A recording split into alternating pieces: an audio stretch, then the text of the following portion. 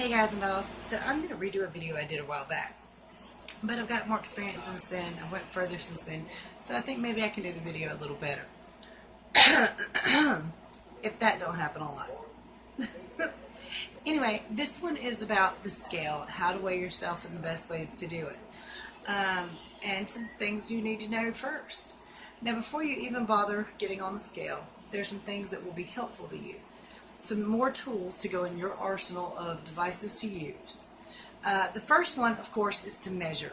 Measure every single week. Pick one day and measure. Make that your weigh-in day and everything. And you know, you do it just like you do any other time. You would use your bathroom first and get on the scale, and then you would measure yourself. Now, even if you feel puffy, even if the scale goes up, measure yourself anyway, because you will be surprised if you're doing everything right. Most likely it's just not showing on the scale, and it will show in your measurements. I measure every week. I write them down in a little book, and I write down what I measure: my neck, upper arms, forearms, above my boobs, so it's like right under my armpits and all the way around. I measure my boobs, my bra line, my waist, hips, thighs, calves, ankles, and I don't know if I said my wrist earlier, but I do measure my wrist too. And I keep up with all my measurements in my little book every Monday.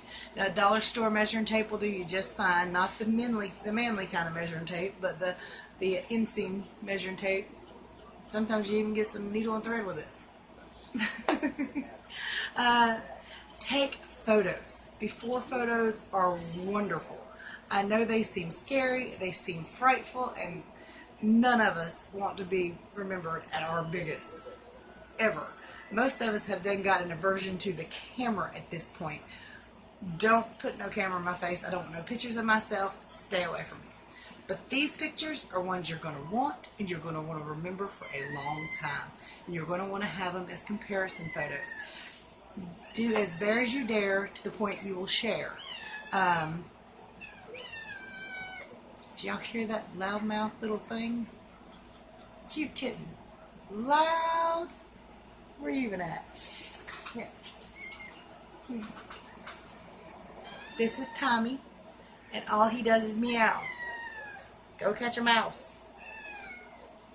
Here you go. I handed it to my son. Okay, so like I said, as bare as you dare.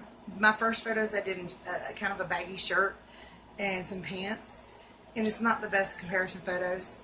Do them in a circle, take one of your front, one of your side, one of your back, one of your other side.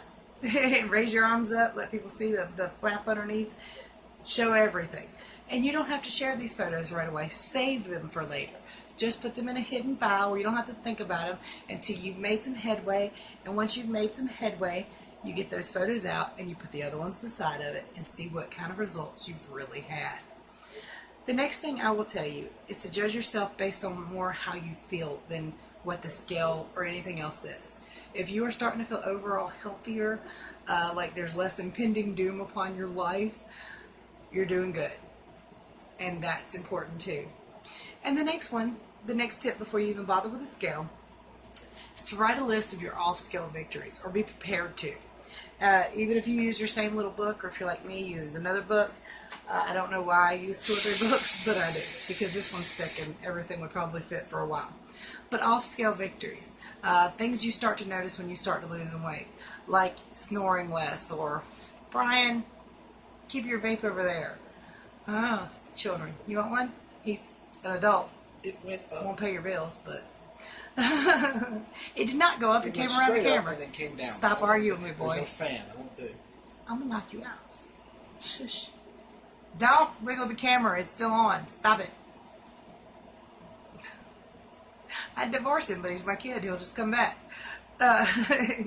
Anyway, off-scale victories are stuff like getting in the truck and noticing you've got more, or car, and noticing you've got more room behind the steering wheel, or you can fasten your seatbelt better, or you can reach more parts of your body. Off-scale victories are important. My rings fit better. I had to get rid of that ring and wear a different ring. They can be so many things. Just this recently, I went from a size 26, and now I'm in a size 18. And I even bought a pair of 16s, and they fit just fine. So I still think those are a big 16 though, but these are off-scale victories. These are the things that really matter the most. So have a list of those. Also make a list of your goals, both weight loss and fun goals of things you want to try as you go down in weight. One of mine, just as an example, is being able to cross the monkey bars, or maybe get on a carnival ride or something like that. Whatever your goals are, being able to hike and do different things like that. These are important lists. These are things that are going to really change your life. Now let's get on to the scale. First of all, pick the right scale for you. Buy a scale that is at least probably 100 pounds over your weight in accuracy. Like if you're 300 pounds, buy a scale that's for 400 pounds. It is accurate up to 400 pounds. I've made the mistake of buying one right close to my weight that was actually above my weight, but it would not register my weight properly. So buy one that is bigger. The second tip is to use that scale primarily. Only worry about what that scale says. You can get on your mama's scale or the doctor's scale. These scales will be different than yours. And the time of day will probably be different too. Now the next thing to do is to weigh in the mornings early. Have a good night's sleep. The better you sleep, the better off you are. If you can sleep 9 hours, get you 9 hours. If you can take naps during the day, take your naps during the day. But once you get up, go potty, hop right on the scale. Getting on the scale should be as simple as brushing your teeth. Something you should do every morning.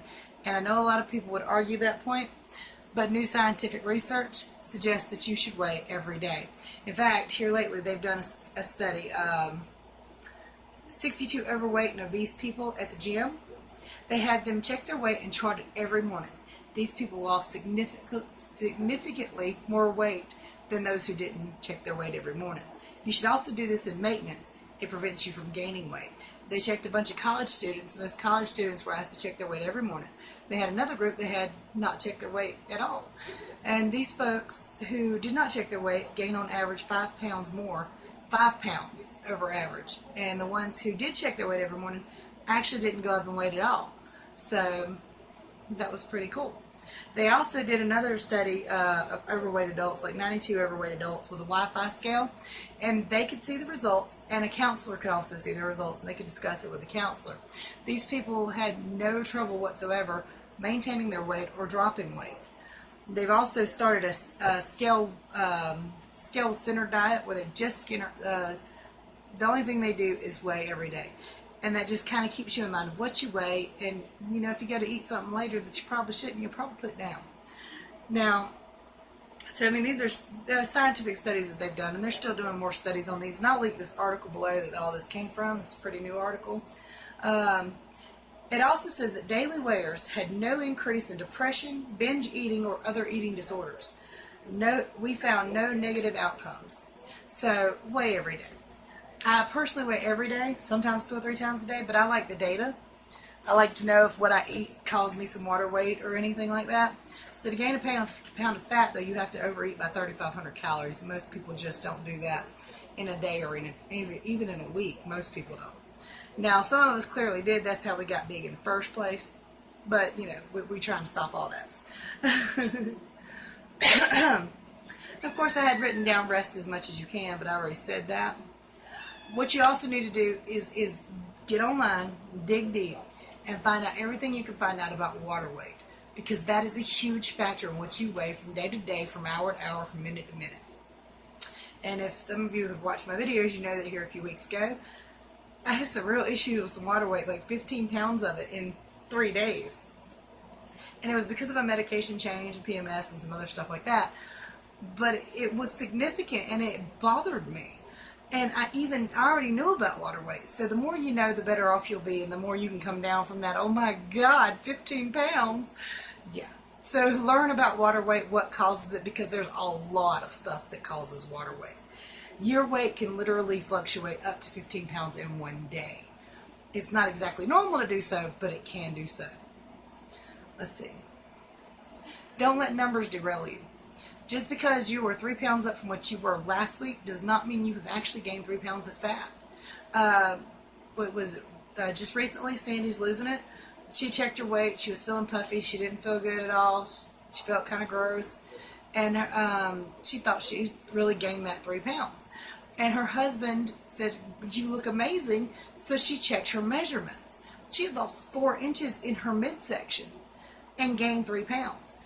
This is common. It happens quite often. So don't freak out because that scale says something and derail yourself and be like, well, why am I trying if I'm not even going to lose weight? Keep going.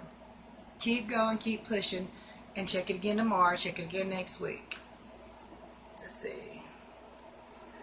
There's also another thing, and a lot of us like to call it the whoosh effect.